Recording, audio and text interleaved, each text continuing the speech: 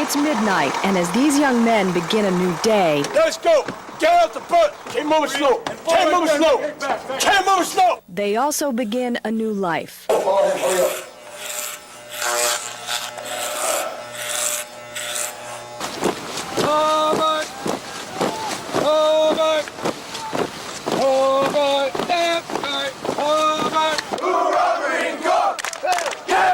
As new recruits in the Marine Corps, they will give up everything from pocket knives to pin-ups. Do you have anything that was covered during that break? And as many Americans wonder how to save our children, Yes, sir! the Corps will teach these boys how camouflage and guns can protect and defend.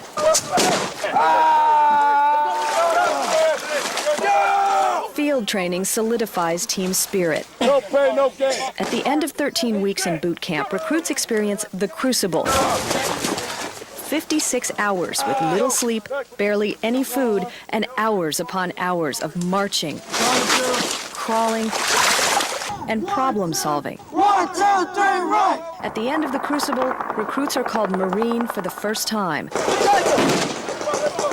But it is a long and muddy road. A road I wandered down quite willingly. This is one of the infiltration courses at Camp Pendleton outside San Diego.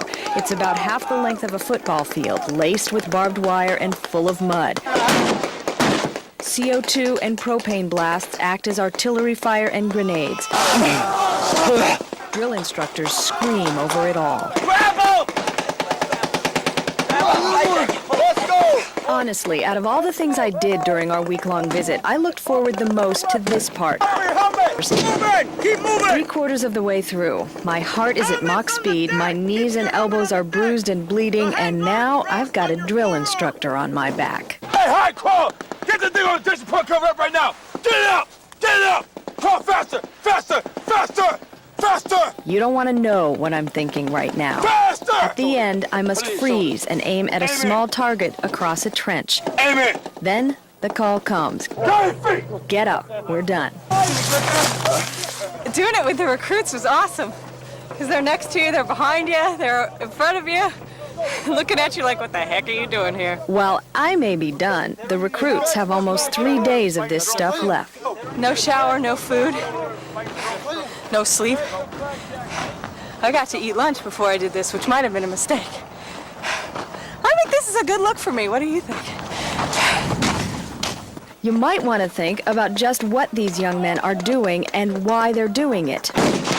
Whether you believe in it or not, they're training to defend you and your opinions.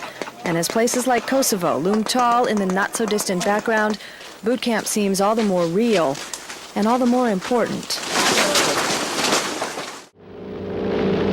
During his legendary flight, Charles Lindbergh wrote, "I've lost command of my eyelids. When they start to close, I can't restrain them. They shut."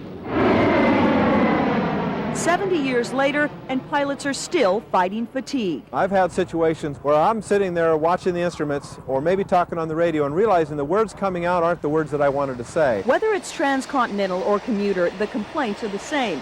Too many hours on duty, not enough sleep. The public needs to understand that there's no limit placed upon the duty time of pilots. One just imagines that they're working a 6 to 10 hour shift. You don't really think about them working beyond that. But they often do. Arriving here at 8:47, pilots barely have time to go to the bathroom before heading out again at 9:30 for Los Angeles. Then to Yuma, back to Los Angeles, on to Santa Maria, then home to Monterey and off duty at 5:23 in the evening.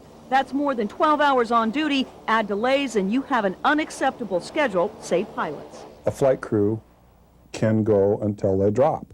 There's no place at which the federal government says you have to go to bed. The pilots want the regulations changed, and scientists agree. Researchers here at the NASA Ames Institute say studies show safety is compromised when pilots work too many hours. Pilots say it's time for the public, the people who depend on the safety of these flights, to put the pressure on. I just wonder where the outrage is. People ought to write letters to their congressmen and raise hell about it. And I'm 176 contact with Gal Parker. And I'm 176, hello. Bye-bye. Every day is the same here, a regiment set by the guards, played out by the inmates. X4. Ironically, they are here because they wanted power. I just needed the power. I needed the pleasure of having power. Now, they don't have the power to move without being told. First table. And so you want to do something different, you want to go in a different direction or get there faster. They are juvenile sex offenders who have raped, sodomized, and terrorized their victims. They're very dangerous, and they prey on little kids. I got arrested for molesting a neighbor's, some other person's daughter. I was 15, and my victim was 7. And the violent nature of the crimes are shocking. I took her into my house and into my room, and then, like I said, I tried to slam her head on the wall so she'd fall. But then, So why'd you try to slam her head on the wall? to make her unconscious so that I could do what I wanted to do. Most started out sexually abusing their siblings. Tell me what a stranger looks like. Programs that educate kids only deal with potential victims, teaching them how not to get lured. But they never say, don't lure someone else, don't touch someone else inappropriately. It's a crime. Counselors say that these young kids need to know that child molest is a serious crime. And if they're caught molesting, their parents need to face the facts and report it so that these young molesters can get the help that they need. If I had help then, better help then, I probably wouldn't be exactly sitting here, being locked up with barbed wires around me, sitting behind a metal door. Rick Corcoran has been out in the gorge earlier today, and he is with me now. He's a Channel 6 video journalist. It was a mess out there earlier today. It was a mess. The assignment was to leave my house from Vancouver about 6:30 this morning, drive down to Sandy, the boring area. It wasn't too bad down there. Just a little light snow, a little light freezing rain, but then I had to go out to the Columbia River Gorge, and that's where I found all the action to be. As first light came to boring, it was chilly, but all in all, not too bad a morning. What little traffic there was had no trouble getting around. Up on Highway 26, it was a little more windy, but cars moved along without a hitch. It was even nice enough to get a workout in, if you consider 0-degree wind chill nice. Trying to brave these elements, trying to be tough, I guess. Gotta get that exercise. In Sandy, things started to get interesting. There was a combination of freezing rain and snow, but it was the wind that caused the bulk of the problems.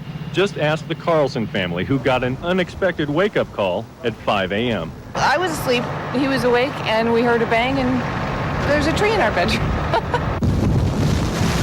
Oh my! If you really wanted to get a blast of winter, the Columbia Gorge was the place to be.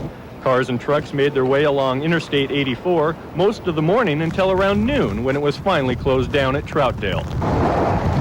Motorists who beat the closure had anything but a smooth ride, as blowing snow made driving an adventure. Oh, it's lovely. Lovely Columbia River Gorge. Nice weather we're having. At one point this afternoon, state police escorted people back to the west on the eastbound lanes. But everyone else just wanted to get home. It's terrible. What are you doing out here driving in this? Trying to get back to Yakima. Just trying to get home to Hood River. Woo! Never fear, we'll get there. Even if it takes all night. It's possible it might take all night. We talked to OSP just a little while ago, and basically they don't know when 84 is going to be opened back up. So if you're planning to go east of the mountains or Mount Hood or anywhere, don't plan on it right now. Wait till you hear from us or on Channel 6000 on the webpage, and we'll give you the word when 84 is open and you can make your way across the mountains. I'm just going to take a wild guess here and say that it won't be anytime soon, probably tonight, or probably not until tomorrow sometime, I would say. One of the things that we saw in your piece is that people are not just scraping their windshields, they're scraping their windshield wipers out here too, because the rain hits those, this freezing rain, and makes them almost worthless. The supply of de-icer and WD-40, one guy was using WD-40, so that was the backup plan. He had a can of that. He ran out of de-icer probably 5 miles ago and went to that. But yeah, I found that that was the worst trouble. You could only see about 30 feet in front of you, the blowing snow, and the worst was that the wipers just wouldn't take it off your windshield. So it was dangerous, and it's good that it is closed. Visibility looked terrible out there. Oh, it was. It was like out of if you've ever seen the movie Fargo, it was kind of like a scene out of that. You just had these open plains and blowing snow, and luckily nobody's been hurt though. It's all about good outrunning and good lines and dogs stopping when you tell them to. That's all there is to being good at sheep herding, but if you think it sounds easy, think again. There's a lot of luck in this sport. You've got 4 sheep out there that have individual brains, and sometimes we think that the leader with the brain, it gets left in the barn or something. That's what makes it a little tougher for a handler and their border collie to get these sheep from point A to point B. The whole name of the game is to concentrate and for you and your dog to be a team together. These competitions have all the familiar things you're used to at a sporting event, like programs to tell who's who, picture taking, eating peanuts, and spinning. Spinning? Anywhere where there's anything to do with fleece, we're likely to show up. You know, there's sheep, it's fleece, we're here. And when it comes to the concession stand, lunch is lunch, and the sheep are very nervous, especially when lamb is on the menu. They do tend to stay away from this area, I've noticed. Who says the one with the brains was left at the barn? Come on, good girl. This wouldn't be a true sports story without a comment from the athlete. Hit the shower, kid. Rick Corcoran, News Center 6.